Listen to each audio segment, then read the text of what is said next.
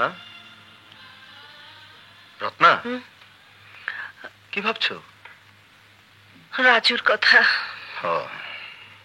জানো, হোটেলের খাবার না ভালো না, তারপরে ওরা হোটেলে খেত, তাই আমি রান্না করে ঘরে খাবার খেতে দিয়েছিলাম। ওদেরটা ওরা ভাববে। কি হলো, খাও। না, খাবার আমার মুখ দিয়ে ঢুকছে না। রত্না, তুমি একজন পুলিশ অফিসারের স্ত্রী, একজন কালপ্রিট ছেলের জন্য না খেয়ে থাকা অন্তত তোমার উচিত নয়। তোমার চোখে ওই কালপ্রিট রাস্তার ছেলের দেয়া রক্ত যে আমার শরীরে বইছে, ওর জন্য আমার জীবন বেঁচে গেছে। আচ্ছা, ওর তো রাস্তায় পড়ে থাকা একজন মহিলার জন্য রক্ত দেওয়া উচিত ছিল না? ওর মতো মাস্তানের তো একজন মহিলার জীবন বাঁচানো উচিত ছিল না। ওর তো আমাকে আশ্রয় দেওয়া উচিত ছিল না। বলো বলো, উচিত ছিল? রত্না, একটা পথের মাস্তান ছেলে এতগুলো অনুচিত কাজ করতে পারে, আর আমি একজন পুলিশ অফিসারের স্ত্রী হয়ে একটা উচিত কাজ করতে পারবো না? কোনো কৃতজ্ঞতা নয়, কোনো পুরস্কার নয়, কোনো উপহার নয়। আমি জানি ওকে ভাবাটা আমার উচিত হচ্ছে না, কিন্তু কি করব বলো? আমার মাতৃ হৃদয় ওকে পেয়ে যে পরিপূর্ণ হয়েছিল, এখন সেখানে না পাওয়ার বেদনা হাহাকার করছে। আমি যে ওকে ভুলতে পারছি না, আমি যে ওকে ভুলতে পারছি না।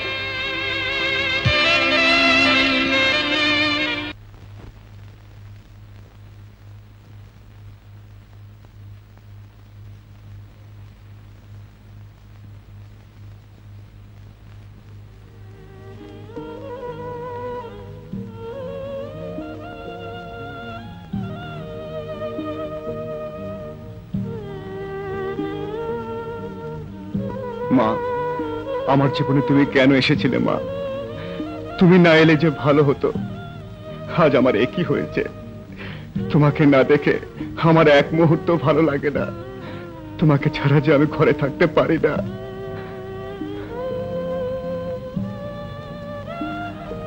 কে? Hands up.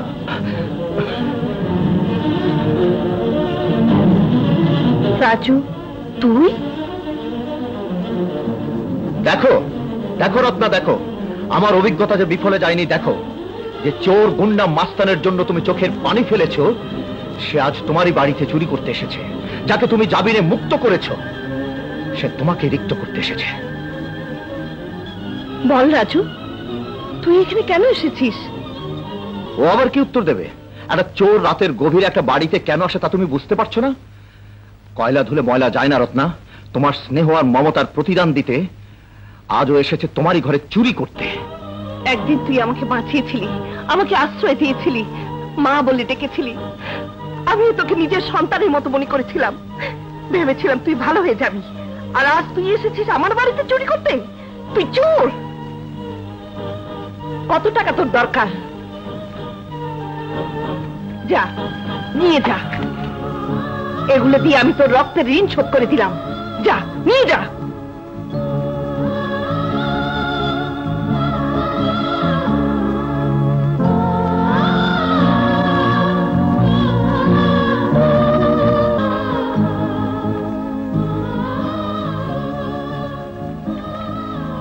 আমি চুরি করতে আসিনি মা, আমি এসেছিলাম তোমাকে একবার দেখতে।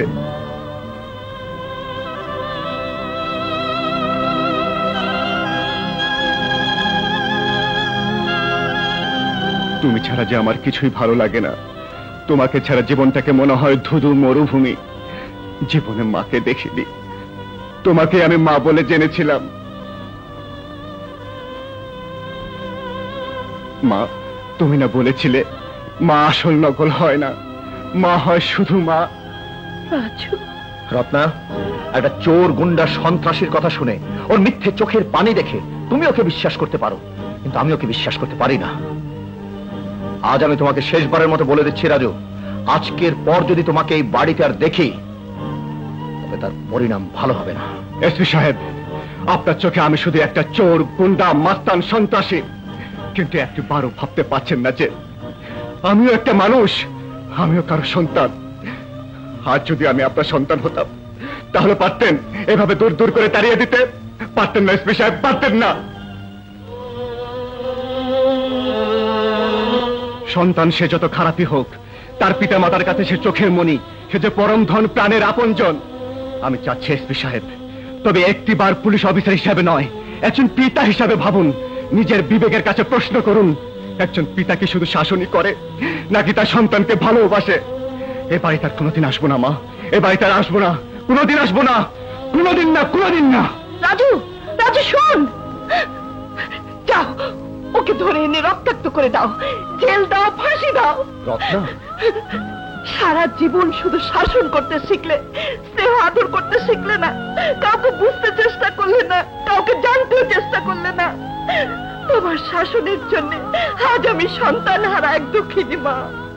সন্তান হারানোর জ্বালা আমি আর সইতে পারছি না, আমি আর সইতে পারছি না।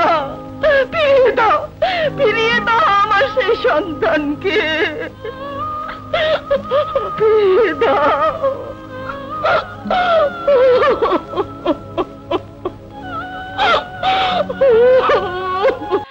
আমি আপনাদের সব চালাকি বুঝতে পেরেছি। আমার সমস্ত সম্পত্তি পাওয়ার জন্য আপনি আমার কাছে রাজু নয় মিথ্যে বদনাম করেছেন। রাজুকে আপনারা পুলিশে ধরিয়ে দিয়েছেন। আমিও আপনাদের ছাড়বো না, আপনাদের আমি পুলিশে দেব। পুলিশের কাছে যাবে? চৌধুরী বংশের মেয়ে হয়ে তুমি পুলিশের কাছে যাবে? বংশের মান সম্মান সব ধুলোয় মিশিয়ে দেবে? আমি ইয়াকুব চৌধুরী বেঁচে থাকতে তা হতে দেব না। খবরদার, এক পা ঘরের বাইরে গেছো তো মেয়ের হাড় গুঁড়ো করে দেবো।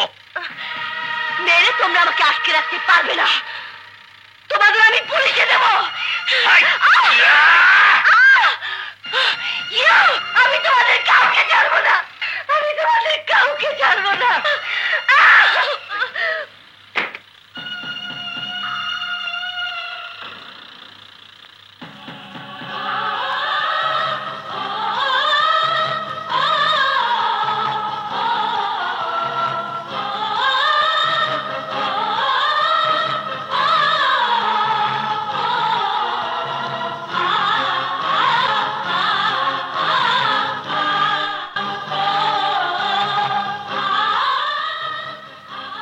ইয়াকুব সাহেব, ইয়াকুব সাহেব।